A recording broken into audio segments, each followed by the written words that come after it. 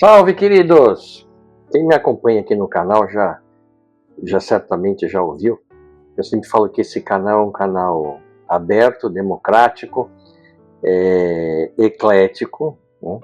E pretende trazer informações que eu julgo interessantes sobre os textos sagrados para qualquer pessoa, não importa a religião. Inclusive, os ateus são bem-vindos também.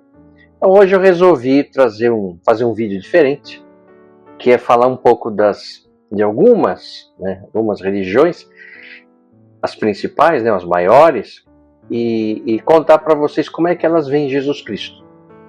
Porque a gente está inserido dentro de uma religião, a gente não tem ideia de como que outras religiões mencionam ou abordam as questões dos líderes de outras religiões. Então, nós vamos tratar hoje nesse vídeo sobre esse assunto. Então, a primeira coisa que a gente deve saber é que todas as religiões do mundo, exceto as religiões abrâmicas, que são o judaísmo, cristianismo e islamismo, são panteístas, ou seja, elas veneram múltiplos deuses.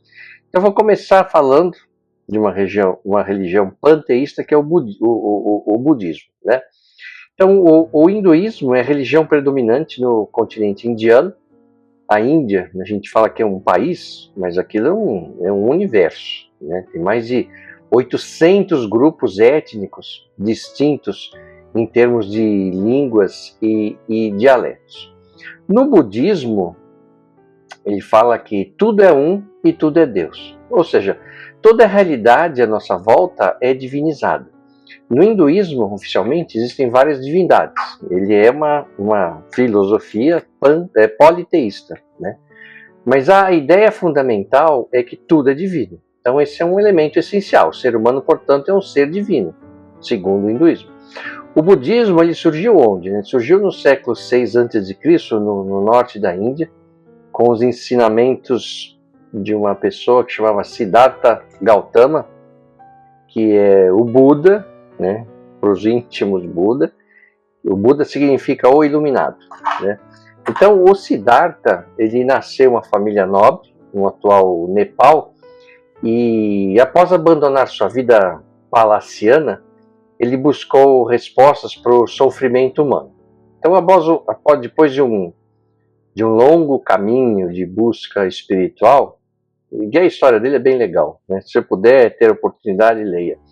Ele atingiu a iluminação meditando sob a árvore Bodhi, em Bodhi Gaya. Então, o budismo, ele não surgiu como uma religião no sentido teísta ocidental, como a gente imagina. Ele é mais uma filosofia de vida, um caminho ético, espiritual para alcançar a libertação do sofrimento, né, chamado de Nirvana. E quais são os principais ensinamentos do budismo? Ele fala das 4 nobres verdades. Uma que chama Dukkha, que é a vida, implica sofrimento. A Samudaya, que é a origem do sofrimento, está no desejo e no apego. E a Nirodha, que é possível cessar esse sofrimento. E finalmente a Magga, né? O caminho para cessar o sofrimento é o nobre caminho óctuplo. Veja, são quase 8.000 anos de tradição, então claro que num vídeo desse não tem como a gente falar de tudo, né? Mas eu vou procurar trazer uma visão geral para vocês. Então, o caminho óctuplo é um conjunto de 8 práticas para alcançar essa libertação. Primeiro, a compreensão correta, né, da filosofia, ter uma compreensão correta do que precisa ser feito, o pensamento correto, ter a fala correta, a ação correta, o meio de vida correto, o esforço correto, a atenção plena e concentração correta. O budismo ensina que todos os seres estão presos a um ciclo de nascimento, morte e renascimento, que eles chamam de samsara, que é movido por karma, que são as nossas ações e suas consequências. Então, o objetivo é quebrar esse ciclo e alcançar o nirvana, que é um estado de libertação do sofrimento e da ignorância. Enquanto o ser humano não se libertar disso, ele vai ficar nascendo e morrendo, nascendo e morrendo, nascendo e morrendo. E ele fala dos 3 venenos, que é a ignorância, o apego, o desejo, o ódio, a aversão. Então, a prática budista visa extinguir esses três venenos. Bom, no budismo, Jesus não é considerado uma figura divina ou messiânica. Por quê? Porque a tradição budista não reconhece um Deus criador ou salvador, como no cristianismo. No entanto, muitos budistas respeitam muito a figura de Jesus como um mestre compassivo, sábio e iluminado. Algumas interpretações budistas, especialmente do Mahayana, veem Jesus como um possível bodhisattva, que isto é, um ser que alcançou grande sabedoria e compaixão, que se dedica a ajudar os outros a alcançar a iluminação. Então, o budismo é interessante porque o budismo e os ensinamentos de Cristo, eles compartilham de alguns valores éticos, como, por exemplo, amar o próximo, ter compaixão pelos sofredores, ter uma vida simples de desapego material, né? Trabalhar o perdão e a humildade. E segundo o Siddhartha Gautama, que é o Buda, as pessoas vivem sofrendo, né? As pessoas estão aqui no mundo e sofrem demais. E a experiência da dor está sempre disponível e as pessoas estão em sofrimento. Então, o grande problema da experiência na Terra é a dor e o sofrimento. E o sofrimento é resultado de quê? Porque as pessoas sofrem? Porque a gente tem frustração, porque a gente quer, a gente deseja coisas, né? Se a pessoa não deseja nada, ela não tem decepção, né? Se ela não tem nenhum anseio, não tem como ela ficar frustrada. Então é um pensamento anti-consumo e anti-marketing. Porque o marketing das empresas, eles trabalham por quê? Para a gente comprar coisa que a gente não precisa e depois que a gente enjoa, a gente vai atrás de outras coisas que a gente quer num ciclo infinito, tá certo?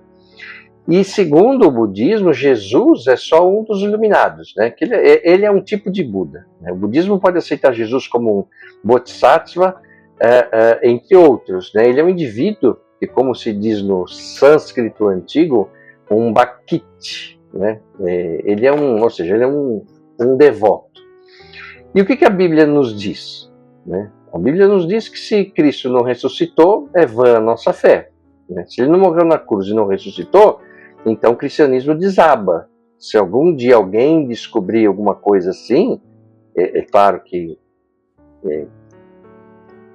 muito provavelmente não, o cristianismo acaba, né? A realidade concreta no tempo e no espaço, na história, ela é valiosa no cristianismo. Então o fato de ter nascido um homem na Galileia, chamado de Jesus, que veio da Virgem Maria, e pregou por 3 anos e foi sacrificado na cruz e ressuscitou, então tem um aspecto histórico aí envolvido. Na tradição hinduísta e budista, vale somente a parte espiritual. Essa parte, vamos dizer assim, mais histórica, não tem. Você pode chegar para um budista e falar assim: mas não existiu Brahma, Vishnu Brahma, Vishnu e Shiva, né? Ele vai falar, e daí? Não tem nada a ver uma coisa com a outra. Ou seja, no hinduísmo, eles trabalham, é só a parte espiritual que vale. Então, embora Jesus não seja adorado, nem seja parte essencial vamos dizer assim, da cosmologia budista, muitos budistas o admiram e até estudam seus ensinamentos como fontes de sabedoria universal. Na tradição hindu, Jesus é visto como, vamos dizer assim, como Cristo por dentro e não Cristo da história, né? Então, como eu falei, o budismo se preocupa com o aspecto humano, né?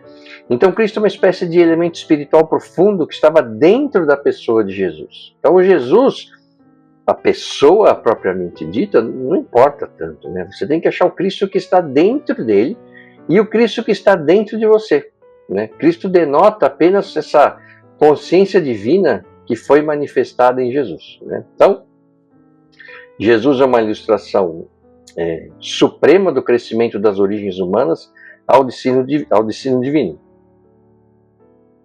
Então ele fica sendo como Jesus é um místico, revelador das profundezas dentro de nós mesmos.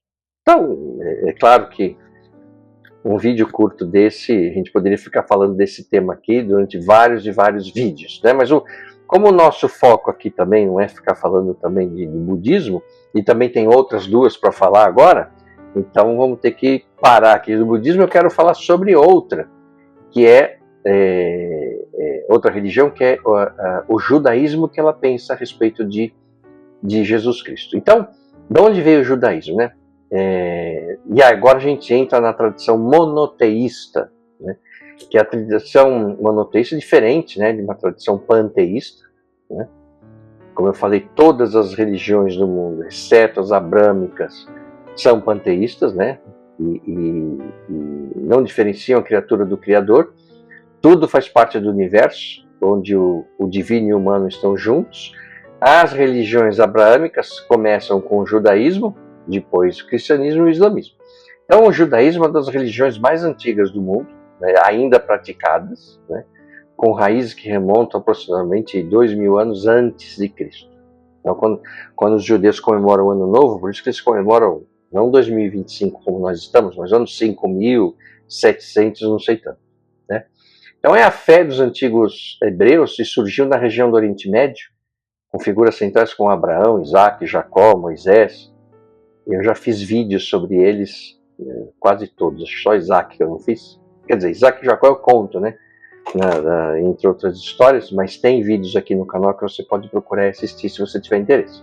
Então, a tradição judaica se baseia na aliança entre Deus, Yahvé, e o povo de Israel, né, marcada pela revelação da Torá a Moisés no Monte Sinai. Eu já contei essa história também no vídeo de Moisés, que é uma história bem interessante. Já fiz um vídeo sobre os nomes de Deus também aqui. E então você se pergunta, qual que é o livro sagrado do judaísmo? Né? Eu já ouvi essa pergunta. Bom, é a mesma Bíblia dos cristãos, sem o Novo Testamento. É o chamado Tanar. Eles aprendem sobre o Gênesis, Êxodo, Abraão, Moisés, Davi, Salomão. Está lá na tua Bíblia. Se você tem uma Bíblia em casa, os primeiros livros são os mesmos, tá certo? E outro pensamento que acontece, o judaísmo é uma coisa só. Não é. O judaísmo tem uma forma de ser mais complexa do que imaginamos. Então, o judaísmo tem o Velho Testamento, né, o Antigo Testamento, com foco principal na primeira parte da Bíblia, que é a lei, a Torá, com 5 livros, né, que eu já falei aqui também em vários vídeos, que é Gênesis, Êxodo, Levítico, Números e Deuteronômio. São esses 5 primeiros livros da Bíblia, que é legal ler, né? Eu incentivo vocês a lerem, principalmente Gênesis e Êxodo, porque tem muita história lá que a gente já ouviu falar, né? E dentro do judaísmo tinham diferentes grupos lá para trás, né? Principalmente na época de Cristo, né? Que grupos eram esses? Primeiro tem os fariseus, né? Que você conhece ao ler o Novo Testamento. Então você fala assim, não, mas o judaísmo não é só o Velho Testamento. Sim, mas acontece que o cristianismo, né, ele parte de questões, né, dos ensinamentos e da lei do Antigo Testamento. Tanto é que a nossa cultura chamada que judaico-cristã, certo?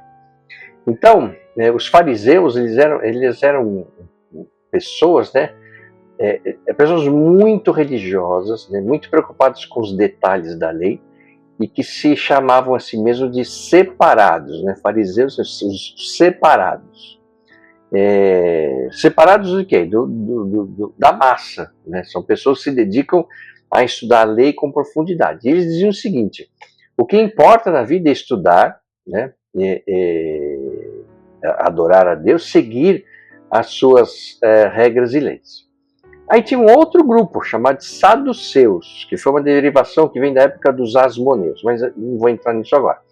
O maior foco deles era dentro do templo, desses saduceus, né? Eles controlavam a situação dentro do templo, o templo de Israel, que era o centro, né, da vida da comunidade judaica, e eles tinham domínio da área sacerdotal.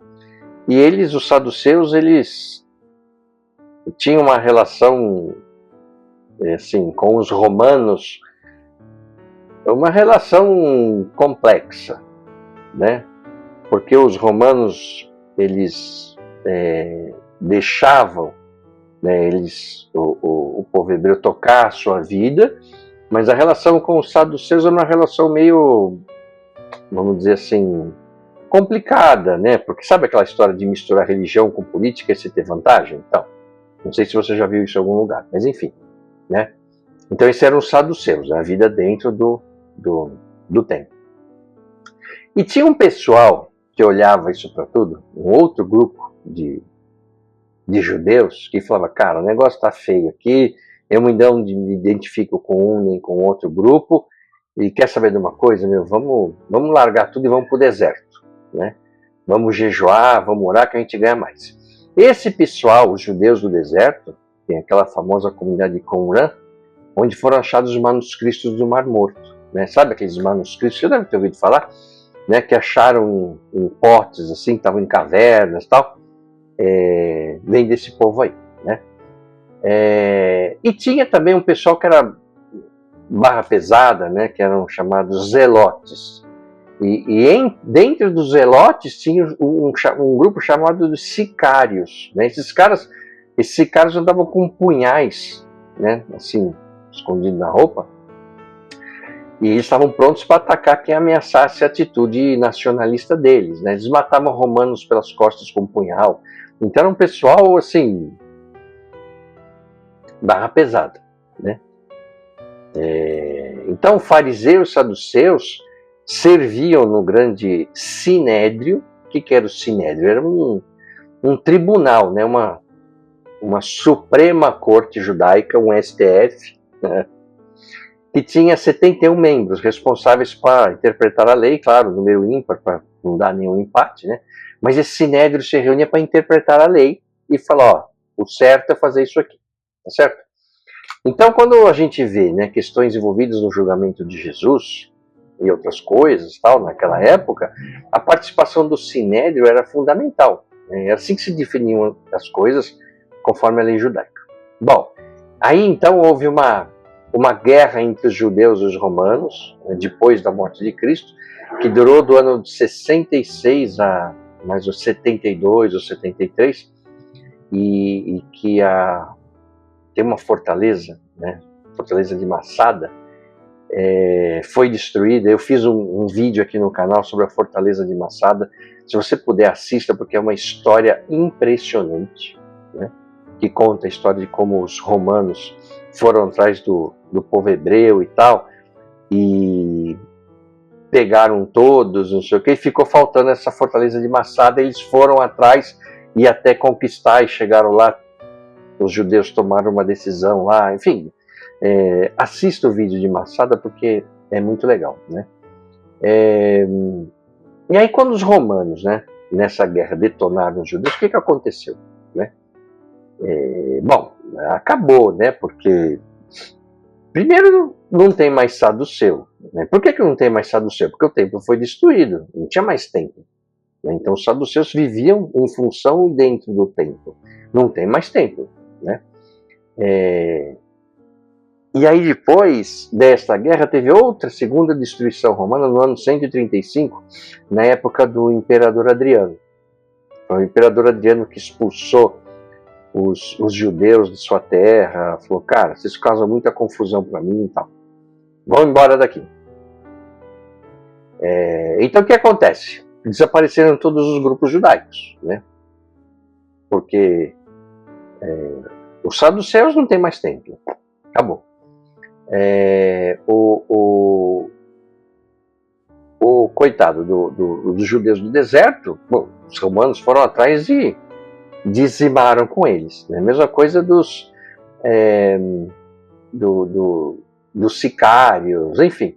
Quem que sobrou? Só os fariseus, né? Por quê? Porque os fariseus, esse grupo religioso, eles desenvolveram uma religiosidade que era independente do templo. Eles não precisavam do templo, né?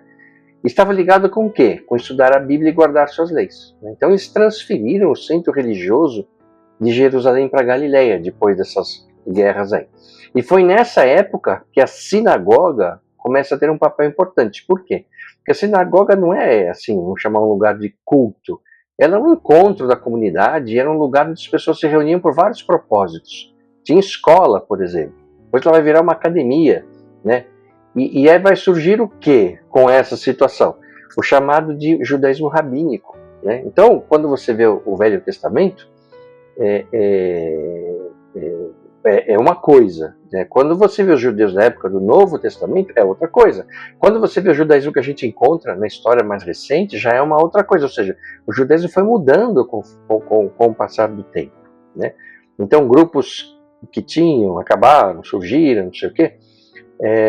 Então, o judaísmo rabínico procura estudar a Bíblia, o Velho Testamento e suas tradições. E aqui é interessante porque tem um judaísmo chamado judaísmo messiânico, né? Que é chamado heterodoxo. Por que heterodoxo? Vocês vão ver. Porque são judeus que permanecem judeus, vivem como judeus culturalmente, mas eles acreditam que Jesus era o Messias, né? Messias que iria vir. Como assim? Judeu que acredita que Jesus é o Messias? Sim. Só que se você chega para ele e diz, mas você é cristão? Fala, não, eu não sou cristão. Porque cristão é uma pessoa que segue uma tradição que se desenvolveu na Europa, que tem uma série de costumes. Ele fala assim, eu sou judeu, mas eu sigo Jesus. Jesus é o meu Messias. Mas eu tenho os meus costumes, as minhas práticas, as minhas comidas, o meu jeito de ser. Eu continuo sendo judeu, né? Ele não segue o judaísmo rabínico, né? Eu sigo o rabino da Galileia, que é Jesus, né? Então ele se identifica dessa maneira. Não sei se você sabia desse judaísmo messiânico, né? E ele é um movimento que cresce e não é aceito pelo judaísmo predominante, especialmente, claro, né, o judaísmo ortodoxo. Então, quais são os principais fundamentos do judaísmo? Primeiro, claro, o monoteísmo, né? Só tem um Deus. Deus é único, eterno, criador e soberano sobre todas as coisas. Essa crença distingue radicalmente o judaísmo das religiões politeístas da antiguidade. A aliança, né? Onde se fala que Deus fez uma aliança com Abraão e a renovou com Moisés e os filhos de Israel. E essa aliança envolve fidelidade a Deus e obediência à lei, que é a Torá. A própria Torá, né, é o coração da vida judaica, tem 613 mandamentos, chamados mitzvot, que regulam todos os aspectos da vida, né? E muitos desses mandamentos têm a ver com a vida dentro do templo. Se não tem mais templo, como é que fica? Pois é, por isso que estão esperando a volta do Messias, porque vai ter o templo, não sei o quê, para que possa viverem, né, esses mandamentos dentro do templo. Bom, mas aqui também o tempo é curto, não dá para aprofundar isso agora. Então, qual que é a esperança messiânica? Os judeus esperam a vida de um Messias, ou Mashiach, né? Um líder humano que restaurará Israel e trará paz ao mundo. E esse Messias ainda não veio, segundo o judaísmo. Bom, então qual que é a visão do judaísmo sobre Jesus Cristo?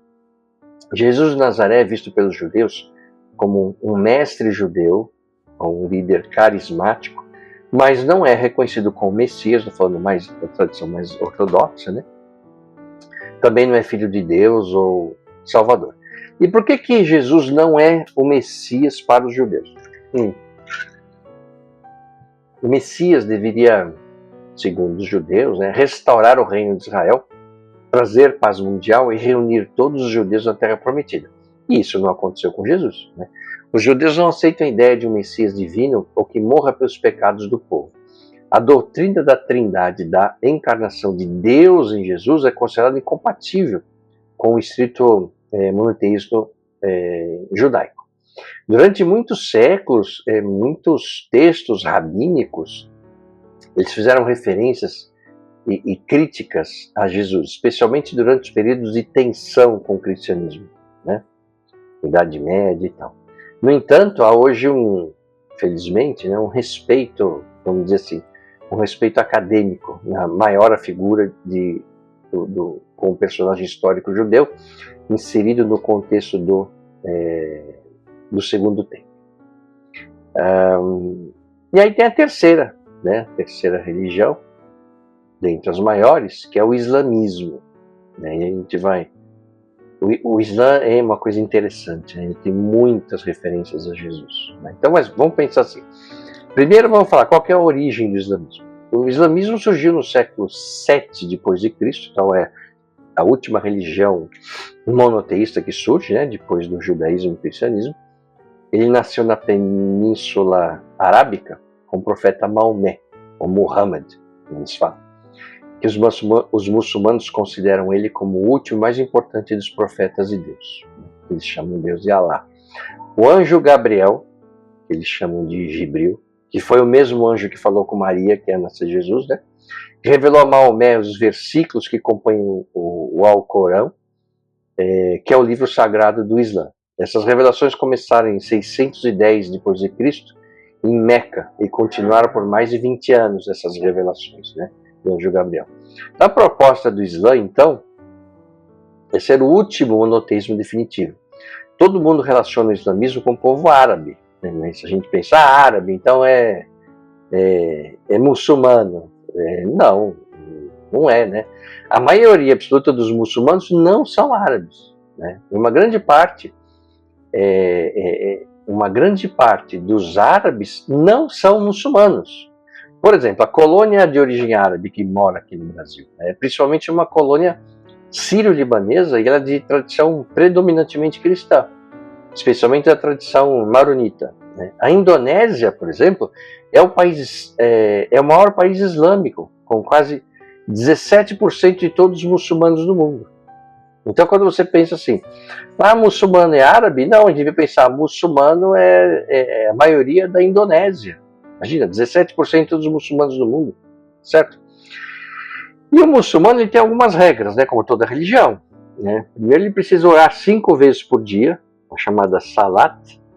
E claro que isso vem da tradição de outras religiões, né, cristã judaica, porque na tradição judaica se ora 3 vezes ao dia. E como é que os judeus oravam? Como é que Daniel, por exemplo, o profeta Daniel orava? Ele orava em direção a Jerusalém, 3 vezes por dia. O que o muçulmano faz? Bom, se eles fazem 3 vezes, nós vamos fazer 5, em direção a Meca, né, que foi onde Maomé fugiu, ele foi para Meca. E quais são os 5 pilares do Islã?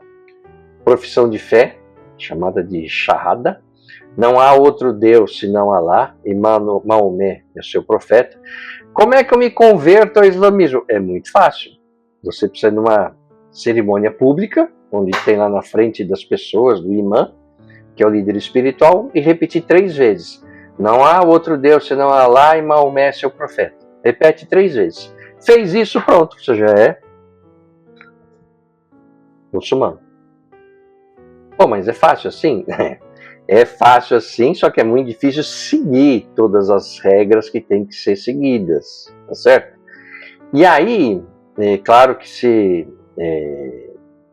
mas eu fiz isso, depois eu me arrependi, não quero ser mais muçulmano. Aí você vai ter um problema, né? Porque você deixar de ser é visto como um cara que abandonou o barco, e tem uma série de restrições aí também. Bom, esses salat são as orações diárias, então reza 5 vezes por dia, voltado em direção à cidade sagrada de Meca, né? Outra caridade chamada zakat, uma porcentagem da renda destinada aos pobres e necessitados, 2,5% de quanto a pessoa ganha tem que fazer essa doação. O jejum no mês do Ramadã, o chamado Salm, eu não sei se é assim que fala, né? Mas enfim, do nascer ao pôr do sol, os muçulmanos não comem nada, nem bebida, não têm relações sexuais. Depois que o sol se põe, aí pronto, aí pode, né? E a peregrinação à Meca, chamada Hajj, né? Todo muçulmano deve realizar ao menos uma vez na vida, se tiver condições físicas e financeiras. E que isso se torna um problema hoje, porque na época de Maomé, você tinha poucos muçulmanos, agora tem 1,4 bilhão de pessoas, como é que vai todo mundo peregrinar para Meca, né? Então eles estão até mudando lá, agora falando assim, não, só pode ir para lá pessoas com mais de 60 anos, para ver se controla um pouco, porque você imagina, nesse movimento todo mundo junto indo para lá. tá certo? Então, eles têm o Alcorão, né, como os seus textos sagrados, que é o Alcorão, que é a revelação final e perfeita de Deus, os chamados hadiths, são relatos sobre as palavras e ações do profeta Maomé, e a Sunna, que é a tradição prática do profeta que orienta a conduta muçulmana. Bom, e qual que é a visão do islamismo sobre Jesus Cristo? Que é aí que é interessante, né? Por quê? Porque pouca gente imagina, mas o islamismo fala muito de Jesus, né? Então, no islamismo, Jesus, que é conhecido como profeta Isa em árabe, é um dos mais importantes profetas, altamente reverenciado, mas não é considerado Deus, né? Filho de Deus ou parte da Trindade. Mas ele é muito respeitado e reverenciado. Então, Jesus no Alcorão, ele sim nasceu da Virgem Maria, né? A Maria, por um milagre de Deus, de Alá, realizou milagres, fez curar, por exemplo, curou cegos, ressuscitou mortos, criou pássaros de barro, enfim. Foi chamado de Messias, Al-Mashi, e ele leva a palavra de Deus, mas não é divino, né? E outra coisa, né, segundo o Alcorão, né, o islamismo, ele não morreu na cruz, né? Isso está se você vai lá no Alcorão, no capítulo 4, eles falam que ele não morreu na cruz, que Deus teria elevado ele aos céus, né? E que outra pessoa que foi crucificada no lugar dele, enfim. E o Islã ensina também que Jesus retornará ao fim dos tempos, né? Como o cristianismo fala. Mas para quê que Jesus vai voltar, segundo o islamismo? Primeiro, para derrotar o falso Messias. Segundo, estabelecer a justiça. Unificar os verdadeiros crentes e morrer como ser humano e ser enterrado. Certo? Só que tem uma coisa assim, mais interessante que eu acho que ninguém sabe. Então, assim, quais são as diferenças com o cristianismo? Então, Jesus não é Deus, nem parte de Deus. Não morreu pelos pecados da humanidade. O conceito de redenção e sacrifício é rejeitado pelos muçulmanos. No Islã, salvação vem da fé, das boas obras e submissão a Allah. O muçulmano vai dizer, né, se pergunta para ele, que ele ama Jesus também, porque ele é um profeta muito especial. E, aliás, como o islamismo foi feito, né, em cima da tradição cristã, de fato tem muitos trechos do Alcorão que Jesus aparece com mais destaque que o próprio Maomé. É um negócio interessante. Então tem muitas referências a Jesus ou ao profeta Isa, como eu falei, né? O Islã também tem muita veneração por Maria, né? Que pouca gente imagina. E como eu falei, eles entendem que Jesus não foi crucificado, né? Que ele não morreu, ressuscitou, mas que ele não ficou no túmulo como os outros. Ele subiu aos céus numa situação única e diferente. Então, como eu falei, segundo eles, uma outra pessoa foi crucificada, e aí o pessoal se confundiu, não sei o quê, e deixou os registros do Evangelho, eles acham os registros equivocados, né? Então, o profeta Isa, que é Jesus, né, ascendeu aos céus e ao final do seu ministério. E qual que é a esperança islâmica? Por incrível que pareça, a volta de Jesus. Assim como os cristãos, né? Que eles falam, no fim dos tempos, Jesus voltará. Os cristãos acreditam nisso e os muçulmanos também. Só que com uma diferença, né? Jesus vai voltar, segundo os muçulmanos. Para quê? Para converter todo mundo ao islamismo. Né? Ele não volta como Jesus. Jesus voltará para julgar o mundo, e não Maomé. Quem volta a Jesus não é Maomé. Isso é uma coisa assim bem interessante, né? E volta para converter todo mundo ao islamismo, porque segundo, né, os muçulmanos, o islamismo é a religião final e total, é a última que veio, mas é a final. Então é uma coisa que poucas pessoas têm isso em mente. Então, Jesus Cristo é uma figura singular, né, nas religiões mundiais. Embora seja o centro do cristianismo, também é reconhecido de forma diferente em outras tradições. Então, como eu falei, primeiro, Jesus é conhecido como o quê em cada religião? No budismo, um mestre de ética admirado, possivelmente o Bodhisattva, que é um outro Buda, né? Judaísmo, um judeu histórico, mas não o Messias, o Filho de Deus, e no islamismo, um grande profeta nascido da Virgem Maria, que voltará no fim para converter todo mundo ao Islã, né?